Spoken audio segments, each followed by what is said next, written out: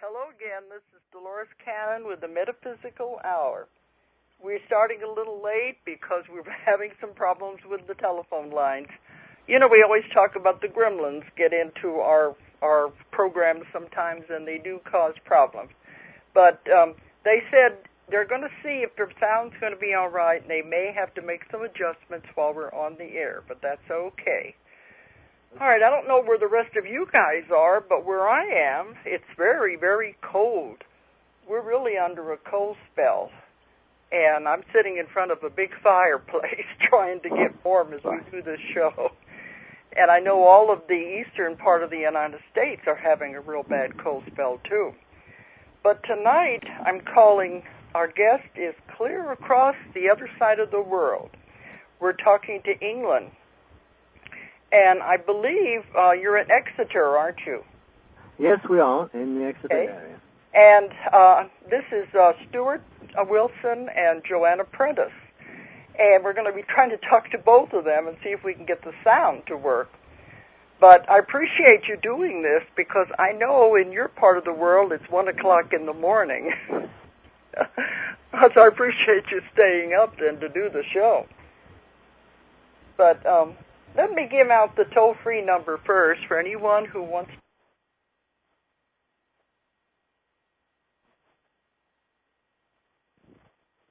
Giving out a number.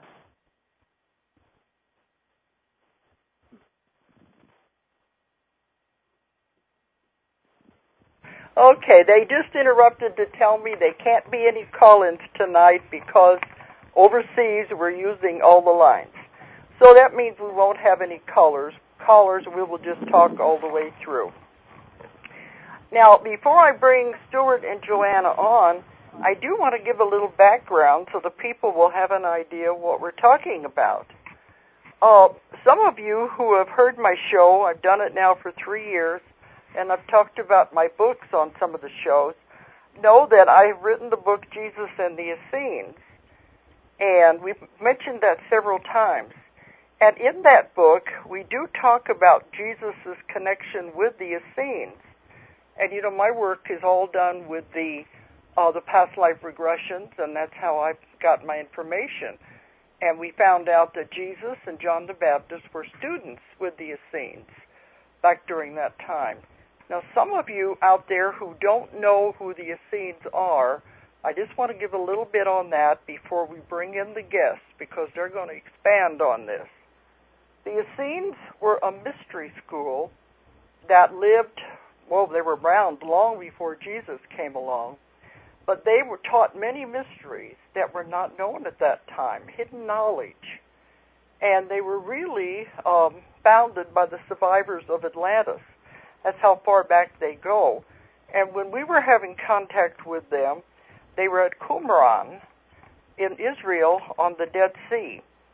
And we found out that Jesus and John the Baptist were both students there, and they were taught by them, and they were taught everything that the Essenes knew.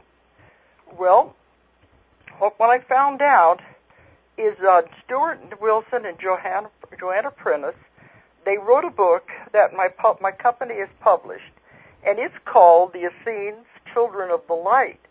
And actually, it takes the story further. We go expand upon what I found, and I think that's really interesting that we were able to get some more information. And one important point I want to bring out is that they said when they were getting this information, they had not even read my book, so they were not influenced in any way by it, but yet they expanded on it and verified a lot of the same information. This is what I've said time and time again on the show. If you can get the same information coming from several people, this adds validity to the information. Well, Stuart is the author of the book, and Joanna Prentis is the hypnotist. So she has done the same things by getting the information, by taking people into past lives. So, guys, I just wanted to give that background because there are some people who may not even know what we were talking about if we start in. But both of you are in Exeter, aren't you?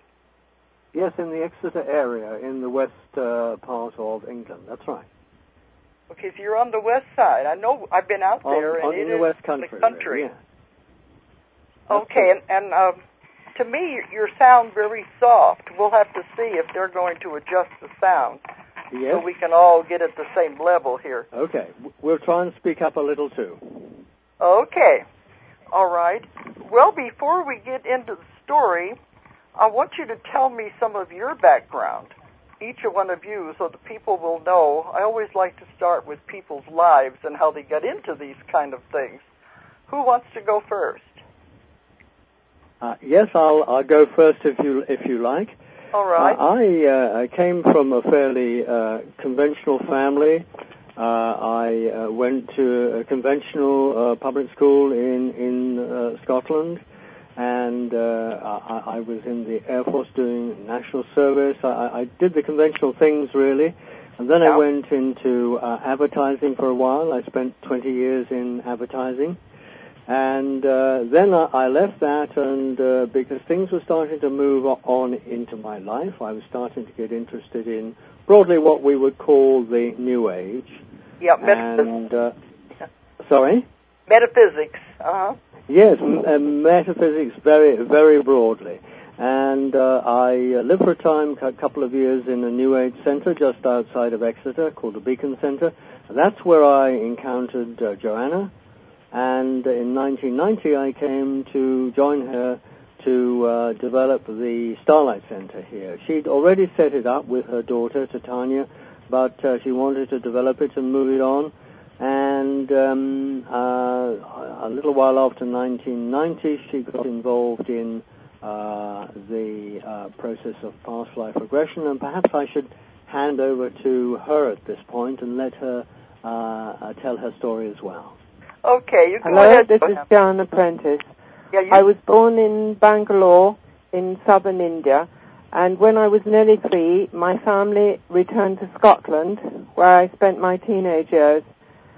After I left school, I traveled extensively, and I married, and I lived in Hong Kong for, actually, I think it was 2.5 years.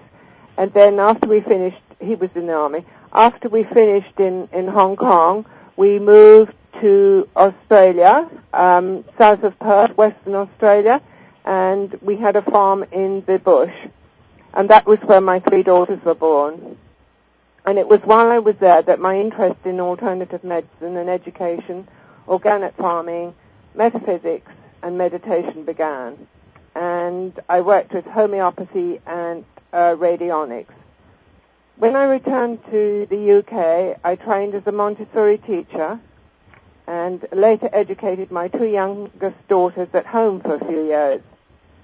My daughter Titania now lives in America, and Katinka and Larissa in the southwest of England. I have 2 granddaughters and 1 grandson. I've done several healing courses, and I have a foundation diploma in humanistic psychology. I also trained with Ursula Markham and have a diploma in hypnotherapy and past life therapy. I set up the Starlight Center in 1988, and it was a center for healing and expansion of consciousness. Tanya has been back and living here, but during her time in America, she introduced us to many innovative techniques and interesting people, and she continues to do this. When I was working with Stuart and my other regression subjects for this book, I find it was the most amazing experience I'd ever had with any of my clients. The information just poured forth and was incredible, and the energies in the room were so blissful and powerful. The amazing happiness of being with Jesus was out of this world and breathtaking, but the sadness and confusion after the crucifixion was a complete contrast. But the story was so amazing that we made it or wrote it as a book, which then, as you know, when you came to visit our center, we gave you the manuscript and you looked at it. Yes, if I can just add, Dolores, that basically what I've evolved into is to be a writer on new perspectives. What fascinates me most is consciousness, how it changes, how it evolves, from lifetime to lifetime. And what actually causes that change? What triggers off a breakthrough, a process of transformation? Mm-hmm. Well, I remember whenever you gave me the manuscript, in the beginning, it needed a lot of work. That's true. No, that's absolutely true. And that's why we work together. And, a lot of authors won't do the extra work. They just say, no, this is the way it is, leave it alone. But you were open to suggestion, and it did turn into a wonderful book. And the book is selling very well, and it's already translated into French and German. So it's getting out there. But the one thing I wanted to bring out, that when you began to get the information, Joanna, were you doing past life therapy as therapists, or what, when you first started on it, or what? Just regular past life regressions? I was doing past life regression before these subjects came to me that had a life with Jesu or Jesus, and I was doing it more as a healing technique because I find a lot of people were having problems because of memories from past lives, and I found, and still do find it, a very effective healing technique. And the information was also excellent and gave people a lot of insight. Well, whenever you found that you were doing regular past life regressions before the contact with Jesus, and that time period came out, weren't you? You were doing regular past life regressions before that? Yes, I was. Yeah. And, we had a series of different things, but one group that came to us sort of spontaneously, more or less at the same time that other people were doing regressions, we had a time when the Cathars all came through, and that was just before the people that had a life with Jesu. It was sort of almost like the call went out. I mean, they didn't know that other people were coming here to do life with the Cathars or with Jesus. So, whenever you got that's why I wanted to make it clear to the listeners, this information in the book, the Essenes, didn't come through one person. It came through several, didn't it? Oh, absolutely, yes. That's true. In fact, we had 7 past life subjects on both Book 1 and Book 2, but they were somewhat different. In the first book, there was basically a pair of friends, Daniel and Joseph, and there was another pair of friends, Luke and the Essene called the Silent One, and then there were 3 individuals, Martha and Essene, and Nikki and Carol, who were followers of Jesus. And those 3 individuals really had no connection that we could find. So it was 2 pairs of friends and 3 individuals. For the second book, again, there were 7 past life subjects, but they were rather different. There was only 1 pair of friends, and the others were all individuals. Okay, so they all came at different times, and they all came at different times over a long time frame from about 91, 92, Joe, somewhere around there. And then obviously the past life subjects for the second book came a lot later than that. So it was over a period of years, certainly. And so Joanne was regressing each one. They found out their stories, but then you found out later they were all, telling the same story from different perspectives. Yes, that's absolutely right. That really is what fascinated us. The stories started to merge and to overlap, and we started to find connections between them. And that's one reason why we felt we had to get the information out. It didn't seem to be accidental to us that all these stories were starting to merge in this way. And the connection with my book was because they were connected with the Essenes. Some of them were, weren't they? That's true. Yes.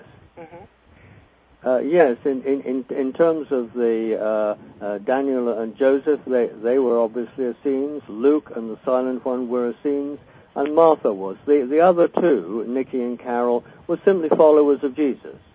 And they weren't connected with the Essenes directly. And they seem to have all been at Qumran at the same time that the subjects in my book were. Doesn't that sound right?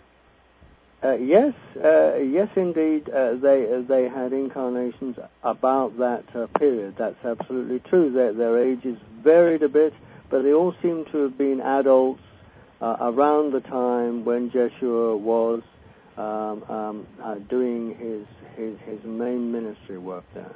Mm-hmm. So that's the important part, that it is expanding on the story and giving more information. Absolutely true. And another thing I found fascinating was in my book we had mention of the Kalu, who were more or less the founders of the Essenes, way back, and they were connected with the Atlanteans. And here you also found the same name mentioned, didn't you? The same group. Absolutely true. The Essenes had a lot of dealings with the Kalu, and through the Kalu, they had some dealings as well with the Order of Melchizedek. So, in a sense, you could say the Melchizedeks were the ultimate founders of the order, but they worked through the Kalu from day to day. The day-to-day contact with the Essenes seemed to have always been done through the Kalu. See, that was what fascinated me, because you said you had not even read my books yet, but yet you were getting the same information. So yes, absolutely right. We were just digging around, researching in the same site, if you like, at the same time period and the same area, and we were digging up very much the same research results.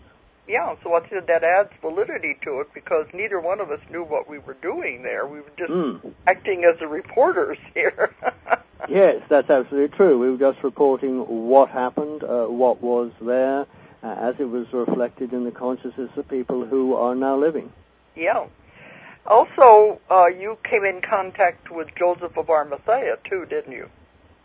Oh, yes. Joseph was a fairly major player. His friend Daniel, that he, in fact, grew up with, they were about a year apart in age, their families knew one another. He grew up with Daniel.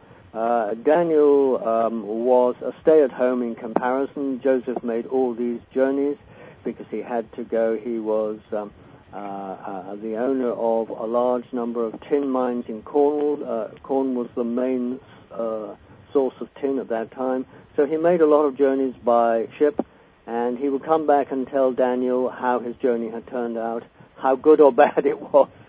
And their friendship really was the core of the first book, the friendship of these two people, quite different people, but it was their friendship that was really the core of the whole book.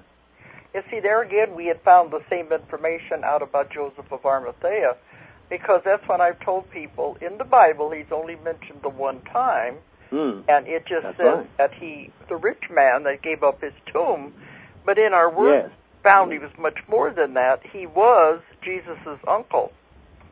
And and when that's absolutely right. When Joseph the carpenter died, in effect, he became Jesus' guardian. He took over the management of the family because his sister Mary was obviously in a vulnerable position then, and it was very common that these were days of very high adult mortality, and it was very common for one member of the family to take over when another adult had died.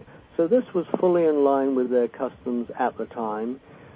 He was very helpful in arranging transport if Jesus wanted to go to various locations.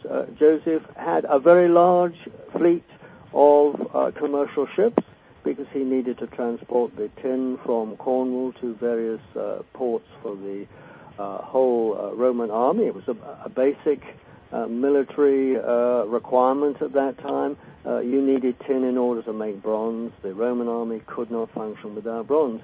So Joseph had a very large fleet of ships, and that helped in transporting not only Jesus, but also a number of Essenes where they wanted transport. Yeah, that's what I found out, too, that Joseph was one of the richest men in the world at that time. Oh, yes.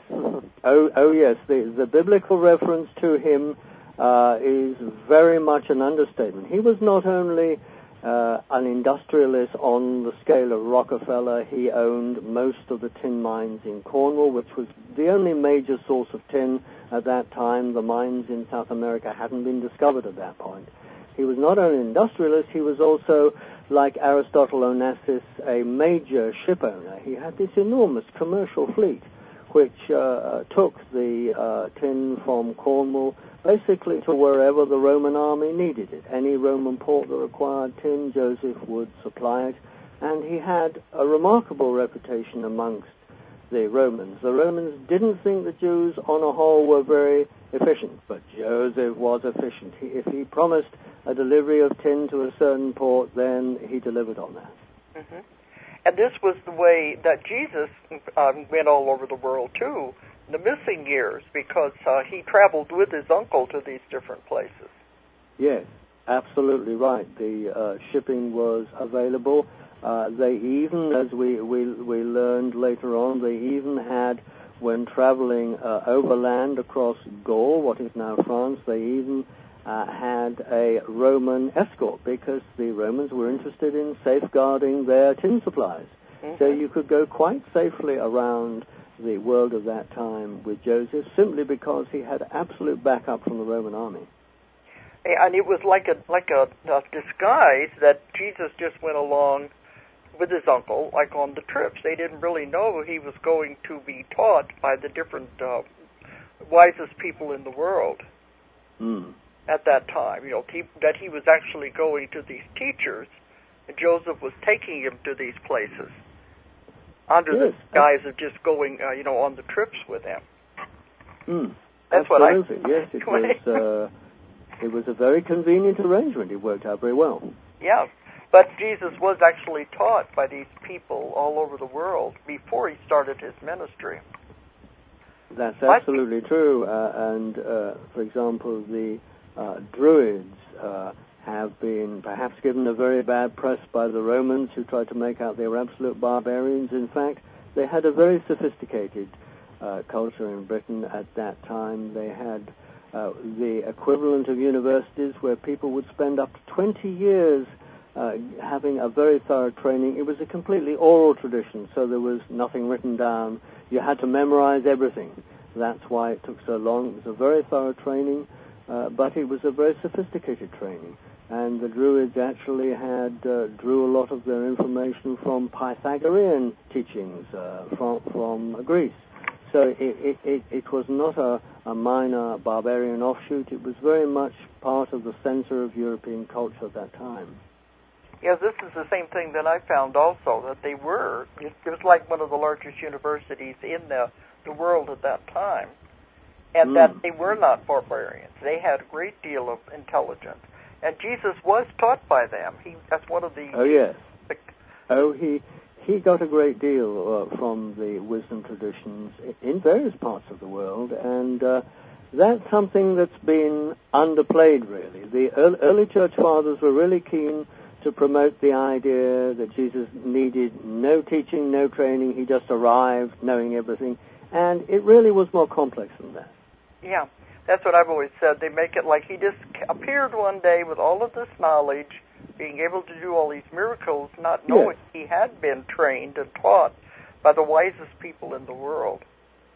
Yes, absolutely. I think really the early church fathers wanted to Hellenize the original Judaic side of Jesus, and they wanted to promote the idea that this was almost like mighty son of Zeus descends from the heavens and saves us all. Now, of course, the son of Zeus doesn't need any training, doesn't need any teaching, doesn't need any sport backup or anything else.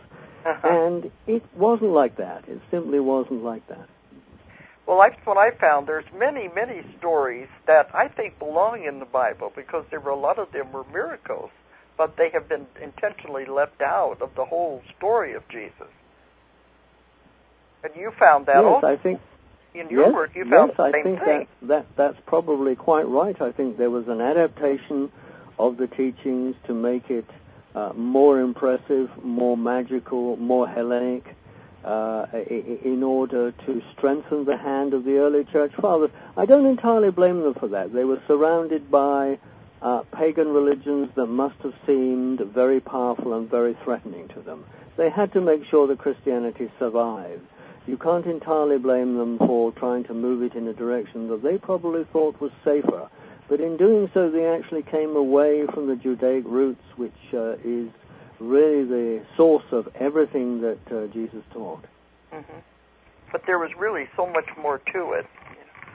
Do you want to discuss the crucifixion? Because your book, it takes it in a little different direction than most people know about it. And I don't know if you can explain it, but it is much more powerful what the Essenes, the role the Essenes had in the actual, not so much the crucifixion, but after the crucifixion. Do you want to just try to explain some of that? Yes, that's fine. It's it was powerful. very much basically a team effort for which the Essenes had been preparing. They knew for a long time before that there would be some form of initiatory process.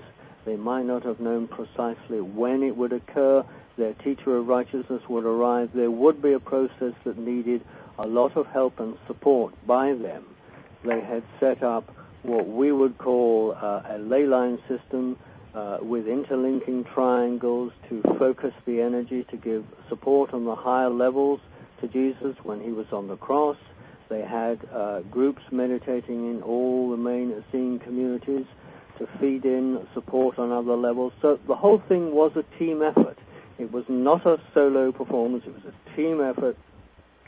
And I think that comes over very, very strongly in the accounts that we found, that we started to open up, that it was an effort on the part of the entire Essene Brotherhood. Joseph, directing members of the Essene Brotherhood, had very secretly built a tunnel connecting his tomb, an underground tunnel connecting the tomb to his house, because all of that land in Jerusalem belonged to him.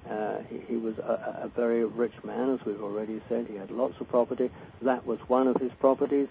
He made sure that tunnel was available so that, in effect, they could carry Jesus after the crucifixion when he was being revived and healed in the tomb. He could be carried down the tunnel into Joseph's house and make good his escape, because he was a marked man from that time on.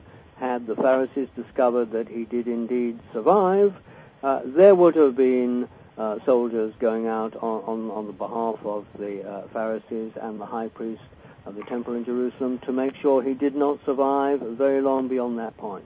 Mm-hmm. I believe you said in the book, too, that when all this was going on, Jesus was in a very weakened condition.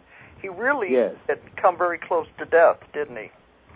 Indeed, very close indeed. I think it was a very near thing. He was obviously very, very strong, not only physically, he had trained himself, but mentally he was strong on all levels, and that did help. But it's still a very major thing. He was not on the cross as long as many of the people who were crucified were, simply because he had to be taken down before the Sabbath began. Yes. So that limited the amount of time he was on the cross, but it's still a very, very major impact on a physical body.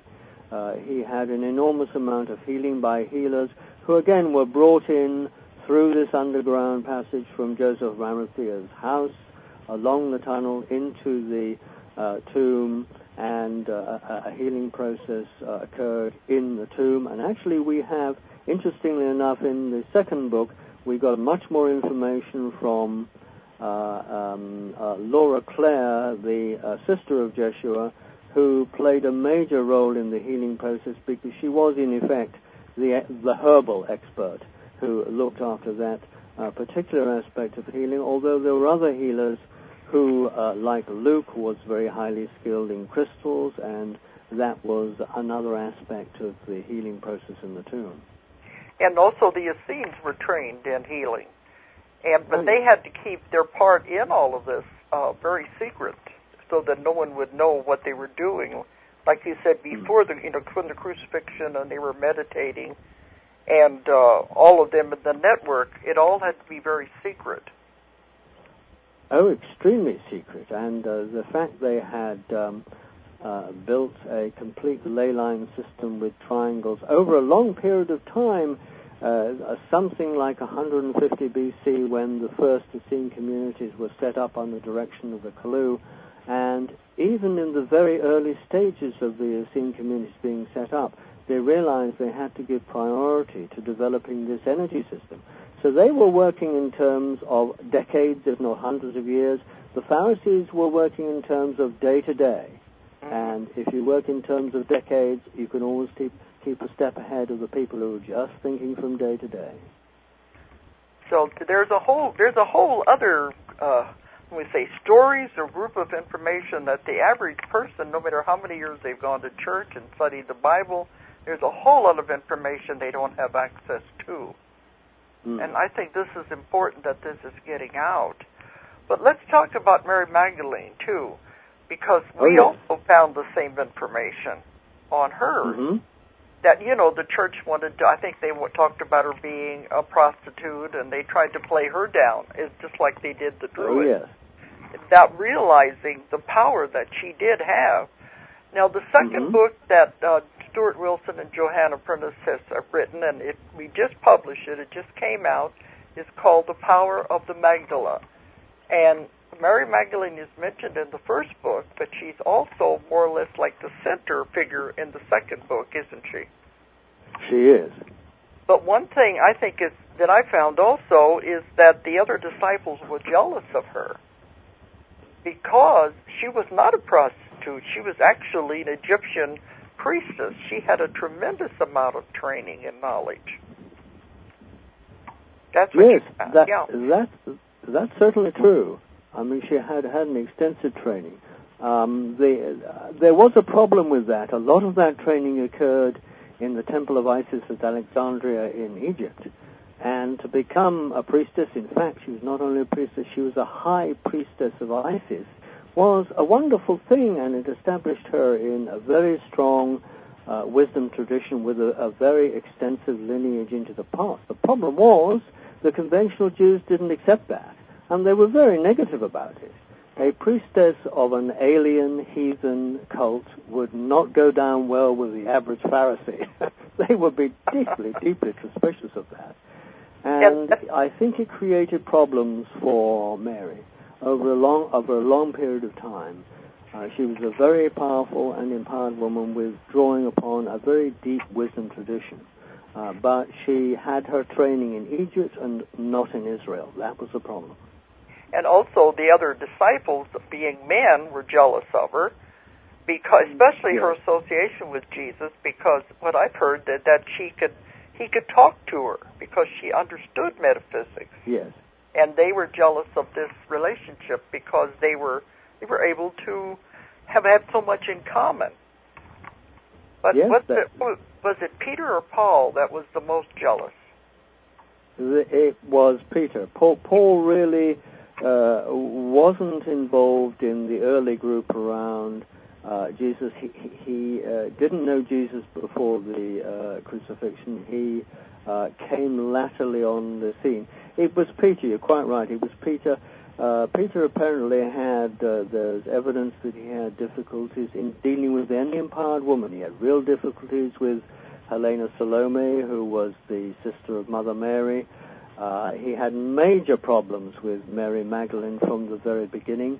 Her free and powerful expression of opinion, which might have seemed frank and engaging in a man, just grated on Peter's patriarchal nerves. He just could not take that. And he would criticize Mary Magdalene quite a lot. He didn't do that with Mary Anna, Mother Mary. She was a very empowered being with a very determined look on her face, particularly through the eyes. And she was a generation older. She was a matriarch figure. And at one stage in the book we say one look from those eyes would have silenced him. He would not question Mother Mary. But Mary Magdalene, he deeply resented her closeness to Jesus.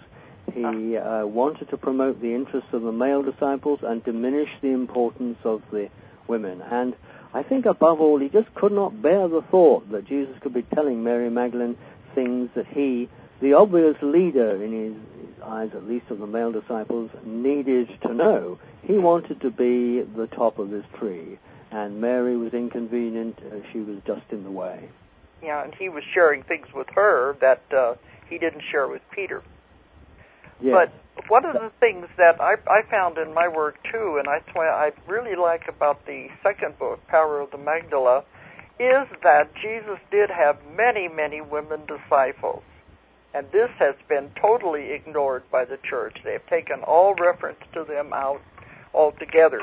But I found that women followers could understand what he was trying to teach easier than men could. Because, you know, women are more intuitive.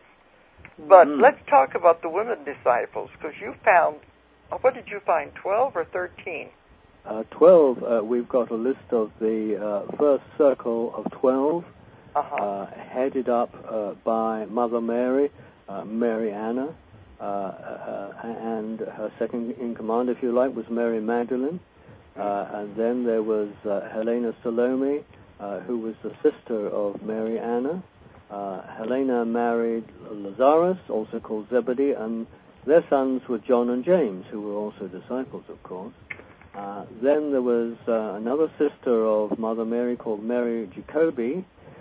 She married Cleophas, and their daughter Abigail was a disciple. Abigail married the disciple John. Then there was Martha of Bethany, who was a disciple, the sister of Lazarus, and Martha's sister Mary was a disciple too. Then Mary Anna had a sister called Rebecca, and her daughter Miriam Joanna was a disciple, and Mary Anna's brother Isaac had a daughter called Sarah, and she was a disciple. Laura Clare, and we have a whole chapter about Laura Clare in the second book. She was also called Ruth, and she was a sister of Jesus. She was a disciple. And Lois Salome, a daughter of Joseph of Arimathea, was a disciple. There was another daughter of Joseph called Susanna Mary. So that's the full list of 12. There are 12 led by Mother Mary, whose full name was Mary Anna, and Mary Magdalene. So it was a very substantial list and closely related to Jesus, unlike the group of male disciples who came from all over Israel. Mm-hmm. So there were 12 men, and there were also the 12 women. But yes, in the first circle, but there were 6 circles of 12. So there were 72 male disciples and 6 circles of 12, making 72 female disciples. In other words, 144 disciples in all. These have largely been neglected, forgotten, written out of the record. Mm-hmm. There were a lot of disciples there. There were. That's what I've said. There were a lot more followers than people. Oh, a lot more. However, this idea that there were female disciples did not suit the early church fathers. They didn't want that. Definitely. So it seemed to be all done by these 12 men who were doing everything, and I'm afraid it isn't so. That's what always gets me, because the church is always saying a woman can't be a priest because Jesus didn't have any women followers or disciples. And they're totally wrong. Yes, they are totally wrong. This is a lively issue even to this very day. The worldwide Anglican Church is considering going from, they have priests already, they're considering going to bishops, but one argument that's always trotted out against that was there were no women disciples, therefore it's impossible for a woman to be a bishop. And the whole thing is simply not founded on fact. Uh-huh. So, okay, but the women disciples and the men, did they mix together, or were they two totally separate? Did they keep separate unto themselves? You know, the women... they had their own councils, if you like, and met separately, but they also worked together. They would send out groups of male and female disciples together, partly as for protection for the women, but also partly that they could do work. If they went round the villages, there was work that the women could do that the men couldn't do. Uh-huh. So it was this was fully in the tradition of the Essenes, who practiced complete equality. This was not quite the same thing with the Pharisees and Sadducees, who lived a much more highly structured and very traditional family life, with the man really being seen to make all the major decisions outside the family. Inside the family, the mother might be a very strong influence indeed, but outside the family, the man was seen to be the main source of all decision-making. Yeah, that's mainly because in those days women weren't taught anything. Only the boys were in school. The boys were the only ones that were taught anything, because they figured all a woman had to do was be a wife and a mother. Mm-hmm. So that was that's true. 2,000 years ago, Jewish society is still patriarchal today. 2,000 years ago, it was even more patriarchal. And there was all sorts of protocols. When a man went away and came back to his home, the wife wasn't allowed to rush out and greet him. She had to send a messenger. There was dialogue at a distance between the returning husband and the wife.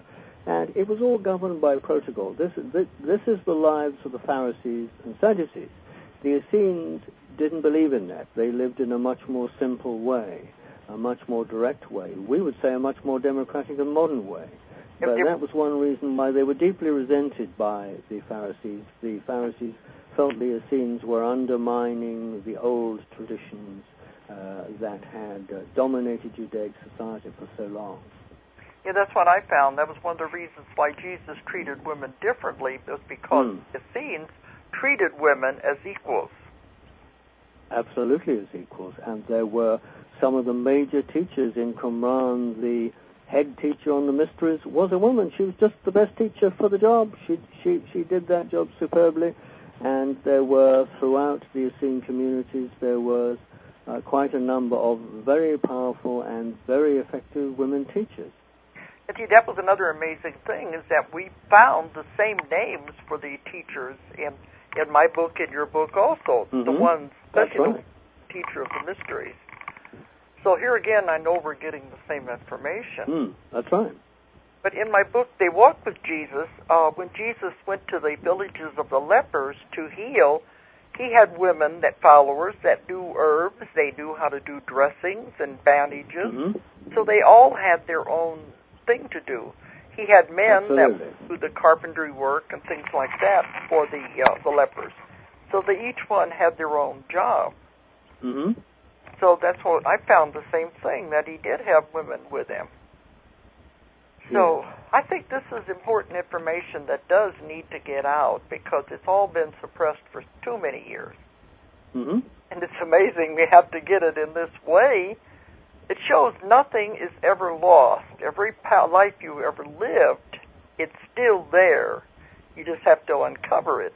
No, I agree with you completely. And it's very difficult to get a complete picture just doing it from the archaeological record. You might think, for example, the Dead Sea Scrolls represents the totality of what the Essenes were studying. In fact, this was just the unimportant documents that they had a lot of copies of, and they didn't bother to take away.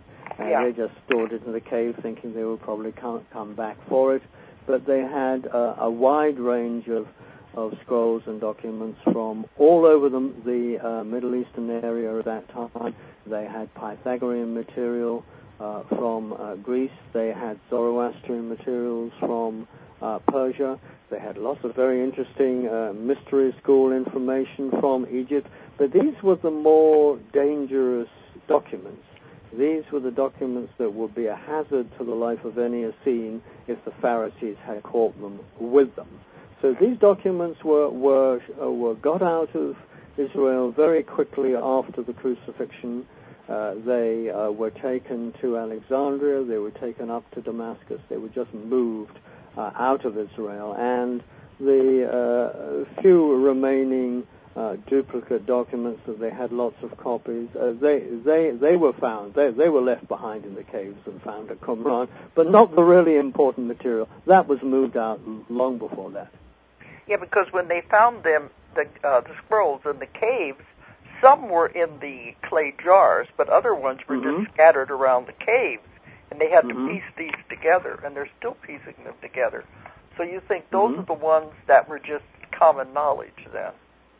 They had a lot of duplicates because there was an intense operation of copying. Qumran had a big copying operation where documents that were considered to be worthy of big circulation were copied to go to sometimes various other Essene communities.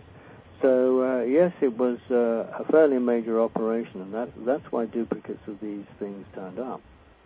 Yeah, that's what I found too. It was like a publishing company, and they made copies, and they sent them by the caravans that came around the Dead Sea. The caravans would come to gather salt at the Dead Sea, and they used the caravans to carry the scrolls to other communities. So they had quite an operation set up there. Oh, it was quite an operation, and of course, as you say, all this had to be done very secretly. At one stage in the first book, Daniel says, we can see a day coming when the secrecy that has served us so well will no longer be needed, and the true story of our teacher of righteousness and those who helped and supported his work can be told. So they had a different scale of priority, really. From the point of the crucifixion, they started, the Essene Brotherhood as a whole started to look to the future, and that is why Daniel was able to tune into that collective consciousness, if you like, of the Essene Brotherhood, and there was an awareness that the communities might not long survive. They simply had too much opposition amongst the Pharisees and Sadducees, and because there was that awareness, they were open to the idea of dialoguing with other groups such as our own. We're not the only group by any means, but they felt that it was important that their story should be fairly told, and the story should not be distorted simply because the Essene communities were no longer there. That was the problem. They couldn't foresee that it would be distorted by the church fathers that came later.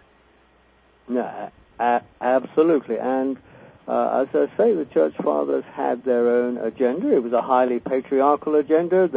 They didn't want empowered women, and they had real problems with Mary Magdalene, and they disliked intensely the idea that Jesus and Mary Magdalene could be in a complete partnership. That was anathema to the early church fathers. They wanted to isolate Jesus so that he was completely seen to be a sole operator, perhaps having disciples, that's absolutely true, but no close connection with any woman, and particularly with a woman like Mary Magdalene, who had a past which included training in the Isis temple of Alexandria. All that was not what the church fathers wanted to promote. They wanted to promote Jesus as a remote magical figure who they could build a religion around. And to be absolutely fair to them, they felt very threatened by the strong pagan religions of that time and felt they had to increase the power of Christianity in order to ensure its survival. And they had to include really some pagan parts into it in order to make it survive. That's absolutely true. There were no extensive ceremonies in the very earliest years of Christianity. The ceremonies, which would have been impressive to anyone who knew the pagan traditions of that time, that had very extensive and very magical ceremonies, these were something that the early church fathers looked at and really wanted to imitate. There was no room in that kind of structure, marginalizing women and promoting Jesus as a sole operator. There was no room in that central thesis for a very strong spiritual partnership between Jesus and Mary Magdalene. And the fact that Jesus and Mary demonstrated a new kind of partnership between advanced beings, the fact that they were anchoring the energy of love into the matrix of the earth, to lay the foundations for all future expansion of the light. The church fathers didn't understand all of that. They were just looking at it from a very narrow perspective indeed. Mm-hmm. But I think they wanted to promote it, as I say, on a power basis. They were interested in power. And the more powerful they can make Jesus seem, the more respect they would have as the priests of this powerful system. Okay, well, Stuart and Joanna, I'm watching the clock, but we're going to stop here in a little bit. But, I do not think it takes away from Jesus and the man he was and what he could do just to make him more human and to bring out these things. I don't think it takes away from him at all. No, I agree with you completely. And it's that's the thing some people find very hard to grasp, It really they don't want him to be human. They've got used to the idea of him being a godlike being. But how can we possibly follow a totally godlike being who had no problems, who never needed any support? How can you follow a being like that? Because that's when I found he was lonely. He was human. He was in a human body. Mm-hmm. But Joanna, you want to say anything before we go off? How is the only thing carrying on with that conversation was that basically, obviously, though he was the Essenes were part of the Jews. Therefore, Joshua was a Jew, and he was a rabbi. And in the Jewish tradition, rabbis were married. Okay. Which is a kind of interesting one. Mm-hmm. Oh, yes. In fact, I think that many Jews would have been highly suspicious of a rabbi who wasn't married, because they would have said, how can this man possibly advise us on the problems we have in family life if this man isn't married? He just doesn't know the background. Okay, I think we're going to have to let it hang right there. But I will tell the ones listening that the answers to those questions are also in the second book. But we're coming up to the time we're going to have to leave. But I really think you've done a wonderful job with both of the books, organizing the material and putting it together. And it's time all of this needs to come out. Okay, but I want to tell everyone the names of the books. The first one is The Essenes, Children of the Light. The second one that just came out is The Power of the Magdalene. And the authors are Stuart Wilson and Joanna Prentis. And you can get the books if you can't get them at your stores. I know you can get them on Amazon. If not, you can call our company on the 800 line, or you can go on our website and order them there. The website is www.ozarkmountain, and that's abbreviated. It's OZARKMT.com. And if you're overseas, it's OZARKMT.com. The 800 number to call is 1-800-935-0045, and we have people that can answer any of your questions. And I think you said you didn't want to have direct communication with people, did you? Well, they can contact us through our website. Okay. And we have the website in the second book. All right, so that's fine. They can contact us through our website. Okay, give the website. The website is www.foundation4, that's F-O-R, crystalchildren.com. So it's the long one. Foundation for Crystal Children. That's F-O-R, crystalchildren.com. Yeah, because in the second book, there's also a lot about crystal children. There's a lot That's in true, these. And the new children who are just now being born. There's a lot of information in these two books. So their website is foundationforcrystalchildren.com. And this way they can contact you or they can contact us. Okay, we're coming up to the hour. And I really want to thank you for staying on. It's the middle of the night over there. That's okay. We're always happy to talk to you, Dolores. All right, but thanks for coming on, and I think it's been a good show. All right. And thank you very much for publishing our books. And now you can go to bed. Thank you. Okay, and thank you very much, and thanks everyone for listening tonight. Good night. If you enjoyed the show, check out more of our other videos, and be sure to subscribe and click the like button. Thank you for listening to the Metaphysical Hour with Dolores Cannon.